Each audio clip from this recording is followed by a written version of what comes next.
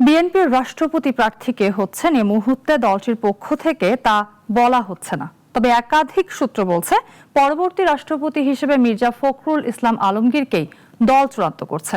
এমনকি রাষ্ট্রপতি পদের প্রার্থী হওয়ার জন্য দলীয় মনোনয়নপত্রে সম্মতিসূচক স্বাক্ষরও করেছেন মির্জা ফখরুল। বিস্তারিত রাশেদুল কাদিরের রিপোর্টে।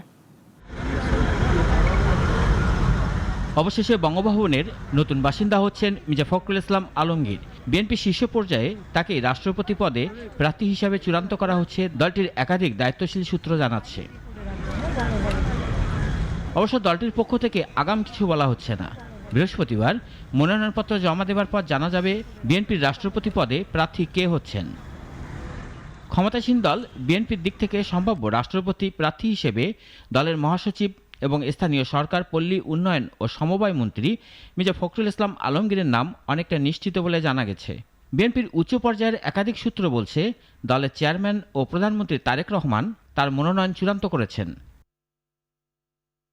এছাড়া রাষ্ট্রপতি পদে প্রার্থী হওয়ার জন্য মনোনয়নপত্রে প্রার্থীর সম্মতিসূচক স্বাক্ষর বা একটি লিখিত সম্মতি বিবৃতি দেওয়ার যে বাধ্যবাধকতা রয়েছে, গত শনিবার ওই বিবৃতিতে মির্জা ফখরুল সই করেছেন বলেও ওই সূত্র জানিয়েছে।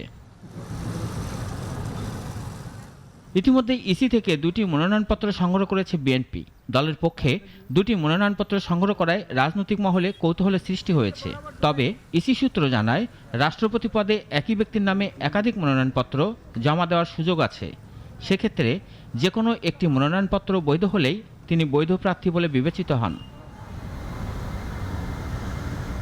এদিকে 20 আগস্ট রাষ্ট্রপতি নির্বাচনের ভোট গ্রহণের জন্য জাতীয় সংসদের বৈঠক ডাকা হয়েছে।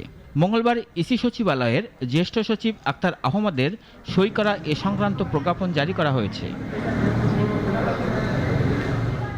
রাষ্ট্রপতি নির্বাচনে ভোট গ্রহণ করা হয় জাতীয় সংসদ ভবনের সংসদ কক্ষে। এ নির্বাচনে ভোটার সংসদ সদস্যরা তাদের প্রকাশ্য ভোটে রাষ্ট্রপতি নির্বাচিত হন। রাষ্ট্রপতি নির্বাচন আইনে বলা আছে, সংসদ অধিবেশনের বাইরে অন্য কোনো সময় রাষ্ট্রপতি নির্বাচনের প্রয়োজন হলে স্পিকারের সঙ্গে আলোচনা করে ভোটের দিন ঠিক করবে নির্বাচন কমিশন। ভোট গ্রহণের দিন সংসদ সদস্যদের বৈঠক আহ্বান করা হবে। এই বৈঠক আহ্বান করেন সিইসি। ওই বৈঠকে সভাপতিত্বও করবেন তিনি। মির্জা ফখরুল ইসলাম আলমগীর ছাড়াও রাষ্ট্রপতি হিসেবে বিএনপির অনেকেরই নাম এসেছিল, যা নিয়ে আলোচনাও চলেছে।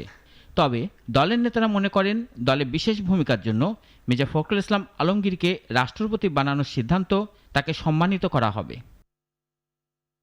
রাশেদুল কাদির, নাগরিক, ঢাকা।